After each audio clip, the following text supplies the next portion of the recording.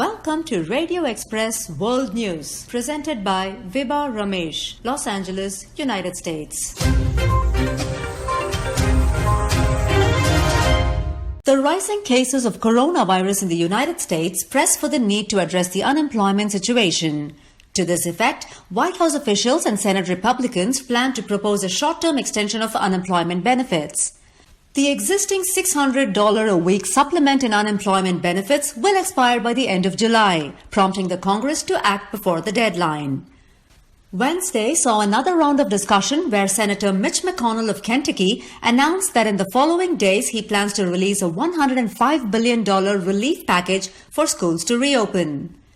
As far as the COVID-19 toll goes, the United States is averaging over 66,000 new infections per day, and California has now recorded more cases than New York, with 417,000 reported since the start of the pandemic, which is 4,000 more than that of New York as of Wednesday.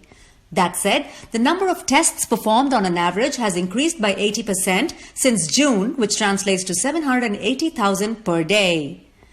The latest news from the White House reveals the shutting down of 2 cafeterias used by White House staff members after an employee tested positive for the virus. Moving on, the Trump administration has declared a $2 billion contract with Pfizer and a German biotechnology company for up to 600 million doses of a potential coronavirus vaccine.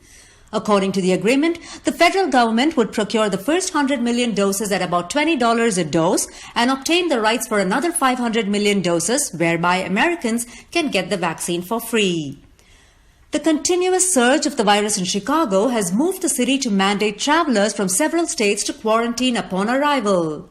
As of now, there are 18 states in the list, including Alabama, Arkansas, Florida, California, Texas, and Utah, to name a few, with a possible inclusion of Wisconsin soon. Amidst all the struggle to contain the virus and uplift the economy, the fact of the matter is that coronavirus may not ever be eradicated, said Dr. Anthony Fauci, director of the National Institute of Allergy and Infectious Diseases. Another city mandating travelers to test negative is Hong Kong.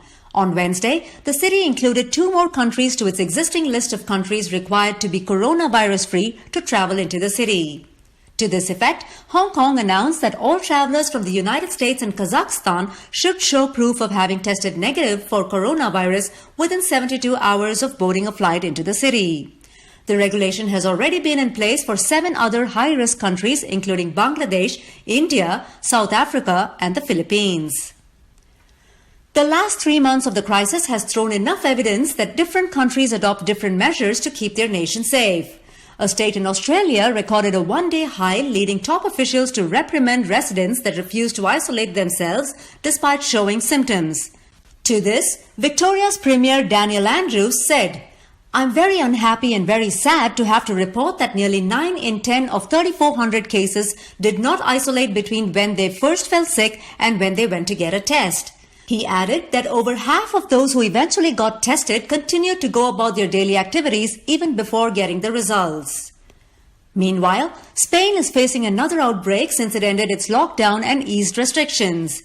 In effect, the average number of new single-day cases of COVID-19 has more than tripled in July.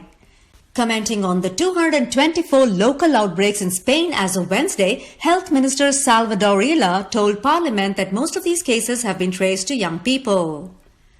Moving on to news from South Asia, India crossed the 1.2 million mark on Thursday with the addition of 45,720 new one-day cases of coronavirus. The country also recorded 1,129 deaths in the last 24 hours. That brings the total active coronavirus cases to 426,167 and death toll to 29,861. The Supreme Court will be initiating a probe into the incidents that led to the encounter killing of gangster Vikas Dubey.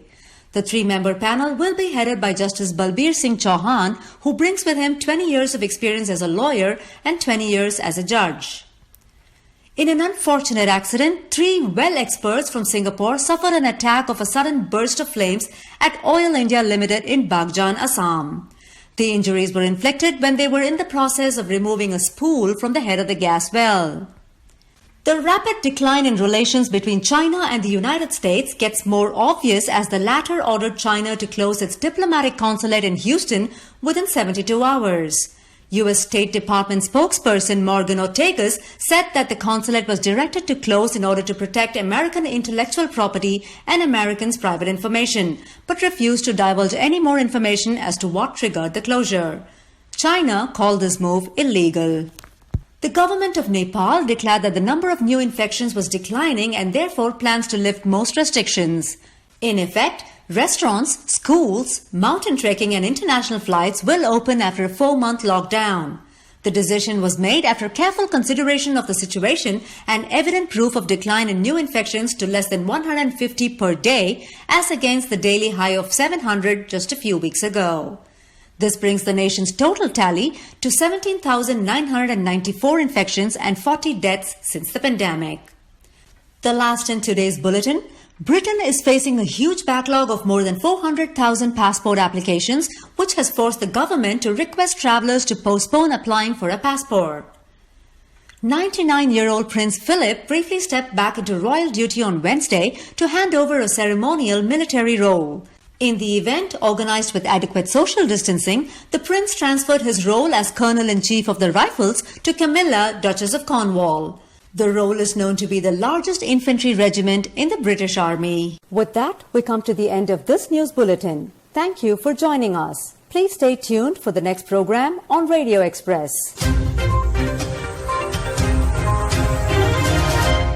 To receive Radio Express English news and English programs in your WhatsApp, please send a WhatsApp message, English programs, to 90727 95547. And please subscribe to our YouTube channel, Radio Express. Thank you.